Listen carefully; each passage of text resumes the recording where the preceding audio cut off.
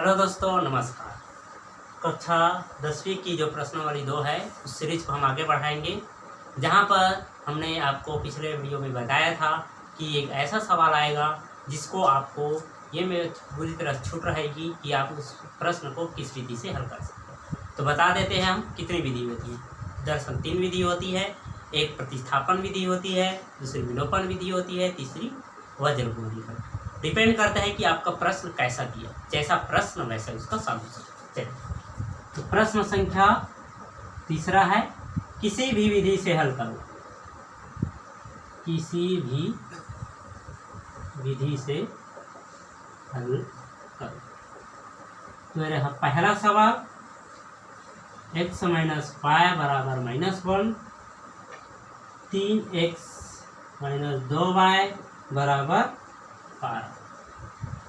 ठीक है दोस्तों, चलिए आपका देखो सवाल यहाँ पर आपको सरल दिखाई दे रहा है।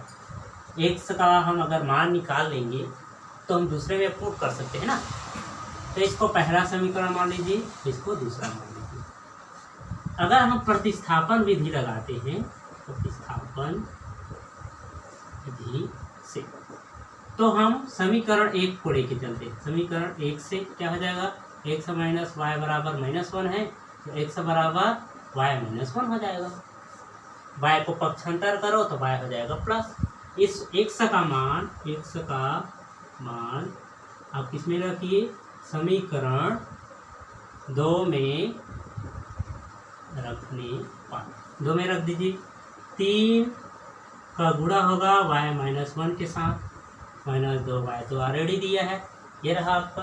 चलिए गुणा कीजिए, 3y - 1 - 2y बराबर 12। 3 में 2 घटा तो y बचा, -1 बराबर 12। 1 को पक्षांतर कर दीजिए तो y बराबर हो जाएगा 12 + 3, 1 + 12। तो y का मान क्या निकला भाई, 13 निकल गया। इस y के मान को कहाँ रख दीजिए, जो गति में यहाँ ये समीकरण 1 ही में रख दीजिए या यहाँ पर रख दीजिए, कहीं पर भी रख सकते हैं।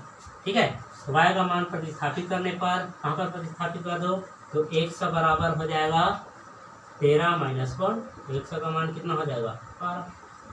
तो x का मान क्या आया, 12, और y का मान 13। ये रहा आपका पहला सवाल। ठीक है, पहला सवाल हो गया। मैं सवाल लिख देता हूँ आपके लिए। x - 2y बराबर 5, 2x -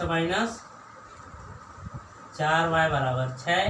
ये रहा दूसरा सवाल। तीसरा सवाल लिखता हूँ, x + y बराबर 6 और x बराबर है y + 2।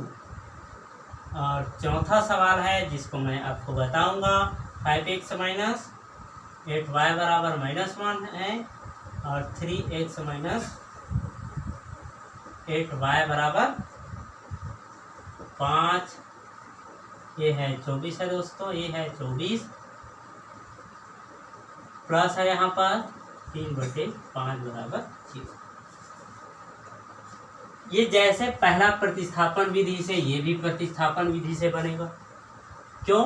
क्योंकि यहाँ पर देखिए x अगर 5 - 2y निकालेंगे। चलिए मैं उसको बता देता हूँ, आप तीसरे को बनाइएगा। ठीक है, चलिए दूसरा सवाल मैं बता देता हूँ। दूसरा सवाल मैं करके बताता हूँ। समीकरण 1 हुआ, समीकरण 2 हुआ। एक समीकरण विधि को तो लिख दीजिए। चलिए, प्रतिस्थापन विधि से, प्रतिस्थापन विधि से, तो प्रतिस्थापन विधि से क्या समीकरण 1 को लेके चलते हैं। तो x - 2y बराबर हो जाएगा 5। तो x का मान क्या निकल जाएगा, 2y + 5, क्योंकि माइनस उधर जाके पक्षांतर होगा तो बन जाएगा प्लस। चलिए, इस x का मान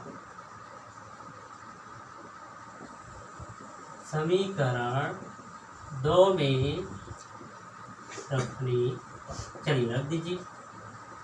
2 का गुणा 2y धन 5 के साथ -4y बराबर 6 हो जाएगा। चलिए गुणा करो, 2 दूनी 2 पंचे 10, ये होगा। बाकी जैसा है वैसा ही रहेगा। 4 में 4 कैंसिल हो जाएगा, मतलब यहाँ पर मान तो नहीं निकलने वाला है। 2 दूनी 4, 4 गुना हो जाएगा। भाई सवाल तो गलत नहीं है, एक बार मैं चेक कर लेता हूँ। 2x है माइनस 4y है बराबर 6 है।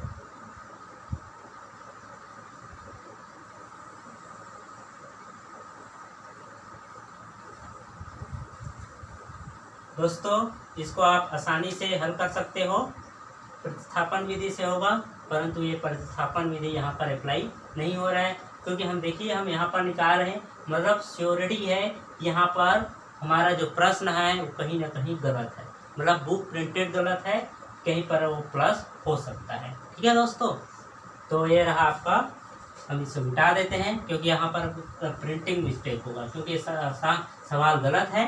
मैं आपको इस सवाल को ठीक करके बता दूँगा। चलिए तो हम चौथे सवाल में चलते हैं, क्योंकि चौथा सवाल एक अलग विधि लेकर आता है। 5x माइनस 8y बराबर -1, 3x माइनस 24y बराबर प्लस में दिया है 3/5। ये रहा आपका सब। ये है आपका समीकरण 1, ये है समीकरण 2। इसको हल करेंगे हम एक अलग विधि जिसका नाम है विलोपन। विलोपन का मतलब होता है विलोपित कर देना। विलोपित कैसे करते हैं? विलोपित करना बहुत आसान है। विलोपन विधि, विलोपन विधि में आप जो है ऐसा क्या करें कि कोई एक चर राशि है वो कट जाए और दूसरी हमें मिल जाए। तो ये 5 है, यहाँ पर 3 है, तो हमेशा कोशिश करते हैं कि ये यहाँ पर जिस गुणांक का गुणा हुआ रहता है ना, वो दूसरे समीकरण में गुणा कर देते हैं उसी गुणांक का, और जो दूसरे समीकरण में जो गुणांक रहता है उनका पहले समीकरण में गुणा कर देते हैं। तो देखिए समीकरण 1 में 5 तथा समीकरण 1 में 3 तथा समीकरण 2 में 5 का गुणा करके घटाने पर। ठीक, चलिए गुणा कीजिए। 3 का गुणा हो जाएगा 5x माइनस 8y बराबर -1 उड़ीद, क्योंकि गुणा हम दोनों पक्ष में करते हैं भाई, एक पक्ष में हम नहीं करते, पक्ष दोनों पक्ष में गुणा करना पड़ता है। दूसरा 5 का 3x minus 24/5y plus 3/5,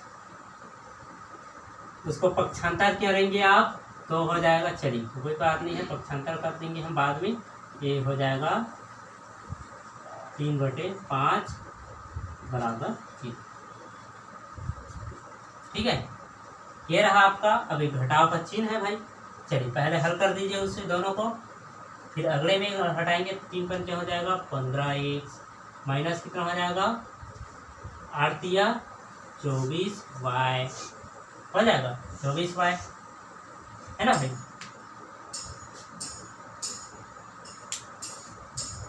24y हो जाएगा यहाँ से, 8 या 24y, फिर अगला गुणा करेंगे -3 हो जाएगा, इसका गुणा करेंगे 5 या 15x, ये भी हो जाएगा। यहाँ पर हो जाएगा 5 पंचे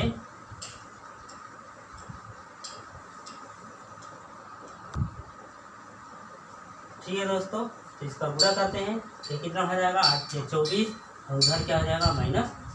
ठीक है, चलिए इसका गुणा कीजिए, 5 या 15x हो जाएगा माइनस ये 5 और ये 5 कैंसिल हो जाएगा, फाइनली आपका 24 बचेगा, है ना। चलिए मैं इसको कर देता हूँ, 5 का गुणा 5 से करेंगे, ये वाला कैंसिल हो जाएगा, 24y बचेगा, -5 और 5 कैंसिल हो जाएगा, +3 बचेगा बराबर 0। तो उसको पक्षांतर करेंगे तो हो जाएगा 15x माइनस 24y बराबर -3, 15x माइनस 24y बराबर -3। ठीक है, चलिए घटाइए, ये हो जाएगा प्लस, ये भी हो जाएगा प्लस। ठीक है, तो ये आपका जो सवाल है यहाँ पर देखिए, ये कैंसिल हो जाएगा, ये भी कैंसिल हो जाएगा, ये भी कैंसिल हो जाएगा। तो जो है यूँ कह लीजिए कि यहाँ पर जो +3 बराबर 0 था, तो 3 बराबर -3 जो कि संभव नहीं है, संभव नहीं है क्या होगा, इनका अनेक हल होगा, अनेक हल होगा। ठीक है, जैसे यहाँ पर हम इस सवाल को बना रहे थे तो वो सवाल जो है आपका आंसर जो सेम आ रहा था, कट रहा था ना, वहाँ पर इसको हल करने पर कुछ इस तरह आ रहा था, जैसे मैं बता देता हूँ, है ना। यहाँ से हम लेके किए थे x बराबर लिए थे 5 + 2y, जब हम प्रतिस्थापित किए थे 2x माइनस 5 + 2y और 4y बराबर 6, यहाँ पर हम आपको 4y - 4y बराबर 6 दिया था, दोनों कैंसिल हुआ था, 10 बराबर 6, ये जो कि संभव नहीं है, जो कि संभव नहीं है। अगर संभव नहीं है तो इनका क्या हो जाएगा, कोई हल नहीं होगा। बशर्ते अगर दोनों बराबर आता है, इस तरह आता, तब उसका जो है बहुत सारे हल निकल सकता था, बल्कि इसका कोई हल नहीं निकलेगा। चलिए हम अगला सवाल लेके चलते हैं। अगला सवाल है आपका, विलोपन भी हो गया, प्रतिस्थापन भी हो गया। चलिए विलोपन में यहाँ पर मैं एक और सवाल बता देता हूँ विलोपन का, उसके बाद अंतिम सवाल आपको वज्र गुणन बताऊंगा। तो क्वेश्चन नंबर है 5वां, 3x - 4y - 1 बराबर 0, 2x - 8/3y + 5 बराबर 0।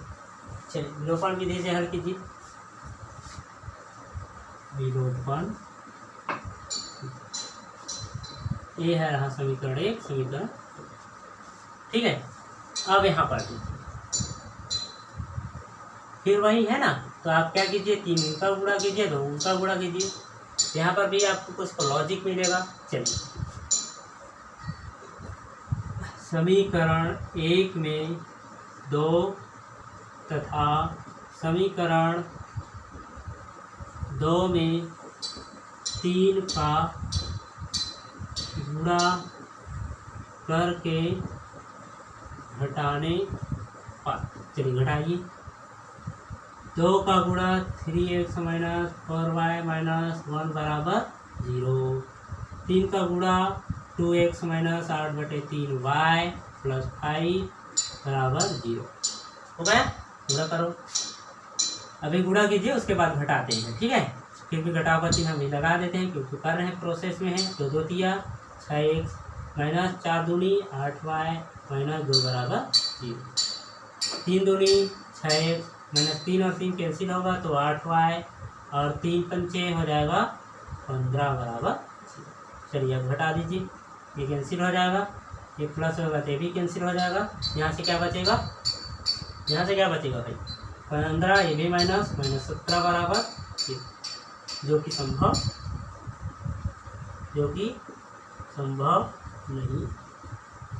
नहीं है। तो इसका हल होगा क्या, नहीं, हल नहीं होगा इसका।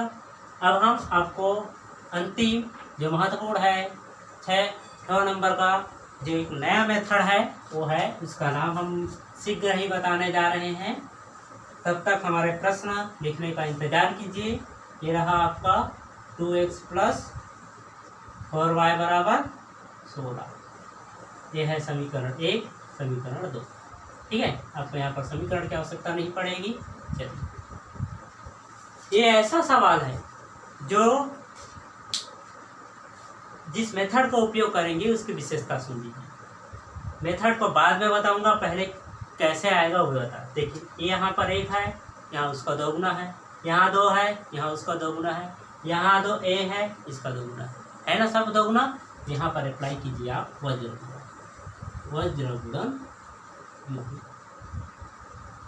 क्या विधि करना है, वज्र गुणन विधि।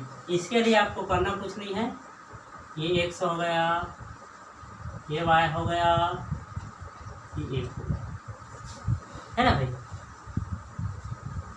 वज्र गुणनखंड में जब हम एक सवाला का निकालते हैं तब हमारे पास ये दोनों बचता है, ये लोप हो जाता है, ये दोनों बचता है, 2 और 4 हो जाएगा -8, क्योंकि इस पार आएगा ना वो, है ना भाई। अब हम जब ये वाले y के लिए निकालते हैं तो ये y लॉक हो जाता है, तो बचता क्या है 1 और 2 और 8 और 16, 8 और 16 और ऑलरेडी है, तो यहाँ हो जाएगा 1 और 2 हो जाएगा, 1 और 2 ये हो जाएगा, 1 और 2 बचता है तो y के लिए हो जाएगा आपका, मतलब यही आपका यहीं पर हो जाएगा -8 और -16 और 1 और 2 y के लिए। अब जब ये लॉक हो जाता है तो ये दोनों बचता है, तो ये दोनों है क्या 1 और 2, 2 और 4, इस तरह से, है ना भाई। तो इस तरह से आप इसका तिर्यक गुणा कर दीजिएगा, ठीक है। क्या x का बराबर क्या हो जाएगा, गुणा कीजिए, इनका गुणा करने पर 16 दूनी माइनस तो ऑलरेडी रहता है, 4 8 हो गया।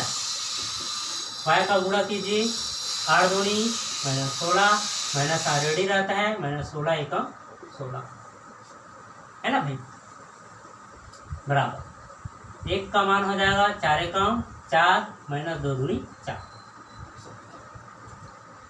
x बराबर हो जाएगा -32 +32, y का मान हो जाएगा -16 +16 बराबर 1 बटे हो जाएगा 0, x बराबर 0, y बराबर 0, 1 बटे 0, दैट मीन्स x का मान 0 और y का मान 0।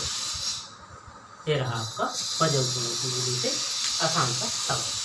तो दोस्तों ये रहा आपका प्रश्न नंबर 2 का प्रश्न संख्या 30 का, जिसमें आपको किसी भी विधि से हल करने के लिए बोला गया है। इसके बाद अब अगर प्रश्न क्रमांक 4 में जाएंगे, वहाँ भी आपको ऐसा ही कहेगा कि आप उस समीकरण को किसी भी विधि से हल कीजिए, ठीक है, किसी भी विधि से हल कीजिए, जिसमें से आपको मैं सवाल दे देता हूँ, उस सवालों में से, ठीक है, जिसको आप बनाएंगे। चलो मैं लिख के दे देता हूँ, उसको होमवर्क ही समझिए और बनाइए और कमेंट करके हमें बताइए आपसे प्रश्न बना अथवा नहीं बना। नहीं बना तो हम आपको उसका सॉल्यूशन बताएंगे, और बन गया तो आपको सॉल्यूशन की आवश्यकता नहीं पड़ेगी। पहला सवाल है, दूसरा सवाल है 2x प्लस y बराबर 8, x माइनस 2y बराबर 1। तीसरा सवाल है 4x प्लस 3y बराबर 5, 2x माइनस y बराबर 2। ये जो है विलोपन विधि से आसानी से बन जाएगा। x का मान निकाल के पुटअप कर देंगे।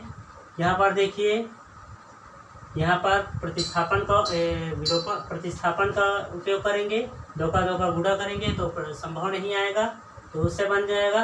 ये बार आपका ये भी प्रतिस्थापन से बनेगा। चौथा सवाल है जो थोड़ा सा अलग है, जिसको मैं आपके अगले वीडियो में इसका सॉल्यूशन बताऊंगा, ठीक है। y बराबर 0 है, तब तक अगर बनाएंगे तब बनाने का प्रयास कीजिए, अदरवाइज मैं इसको हल कराऊंगा, ठीक है। तो ये रहा आपका चौथा सवाल, जो कि मैं अगले वीडियो में आपको बताऊंगा। धन्यवाद।